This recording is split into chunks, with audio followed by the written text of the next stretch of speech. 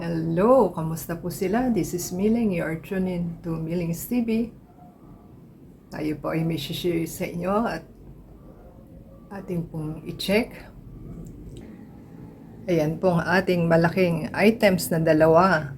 Excited na ang ating kasama at binuksan na po niya at tinanggal na. Ayan. Ating pong i-check. Ito po ay nasa store na pinagbilhan na Good Living PH. So, di po natin alam dito kung ano yung kanyang in-order. So, ang laki ng yung shipping, 95 pesos. So, ganun kamahal. Ang price po niya, nagre-range sa 599, 659. So, hindi ko lang po alam dito kung 599 ang kinuha niya o ano.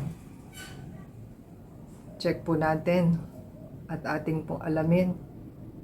Maganda naman po siya. So yan po ang ating items at ating silipin at ating pong i-open na ang ating items na ating natanggap. Kung okay ba?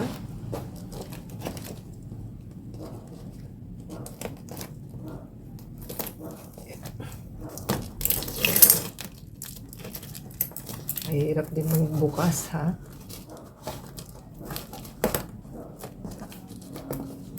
So, ating kung i-check kung ano po, tama po ba, kung anong kulay.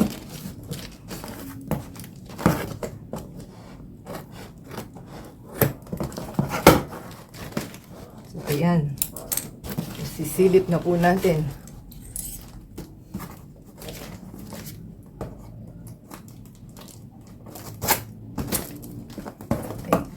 Tayo natin.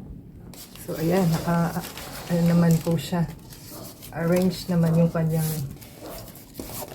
items. So, meron siyang manual.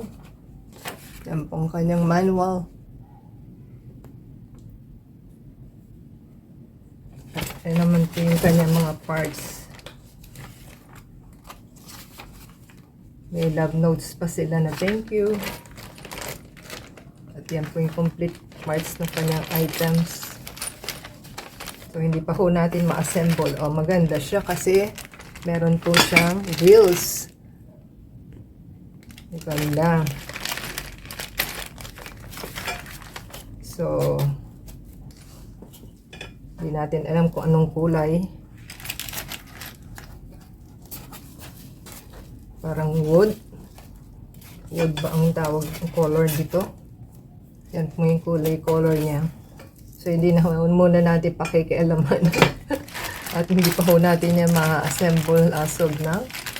So, balik lang natin ang ating mga items. So, yan pong ating items na kanilang isi-set up po natin. So, yan po ang itsura ng kanyang items. So, try na po muna natin ganyan. So, nasilip na po natin ang ating items at ating isinara uli. The same time, kung nagustuhan po nila ating video for today na ating shinare, thank you po sa ating seller. The same time sa ating delivery guy. And, paki-support po sa ating channel to subscribe, like, comment down below. At i-share po natin sa shoutout natin na inyong mga names and channels for the next video. And support po sa channel natin to play the ads and video and ads sa Facebook, Twitter, TikTok, and Instagram. Until next time po, God bless everyone.